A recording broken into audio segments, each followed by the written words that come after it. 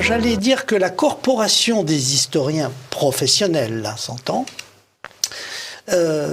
sont des gens qui vont vers l'analyse et la mise en évidence de détails historiques à condition que ça concourt à une thèse. C'est pas du tout l'objectif de ce travail.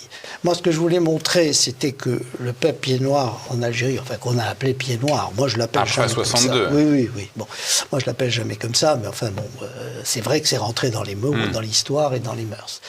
Oui, c'était les Français d'Algérie. Les Français d'Algérie. Alors, les Français d'Algérie comprenaient les Européens, chrétiens, si vous voulez, alors de toute origine. Là, j'ai pris polonais, mais dans des autres livres, il y a les vraies familles de base d'Oran qui sont des Espagnols. Hein.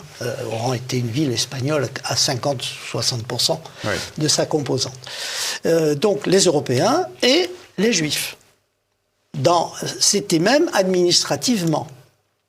Dans les rapports d'attentats quotidiens dans les journaux, et donc venus de la préfecture administrative, il y avait les FSNE, Français de souche européenne, FSE, pardon, Français de souche européenne, et FSNA, Français de souche nord-africaine. Et curieusement, les Juifs qui, en Algérie, sont de souche nord-africaine, au sens qu'ils étaient indigènes, ils étaient là au moment de l'arrivée des Français, et ils étaient même là quand Oran était espagnol pendant 3 siècles. Donc, ils sont indigènes. Ils étaient là à l'époque de l'Empire romain, d'ailleurs. Et ils sont classés parmi les Européens.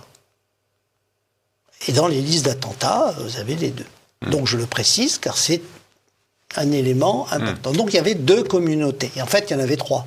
Mais il y en avait 2.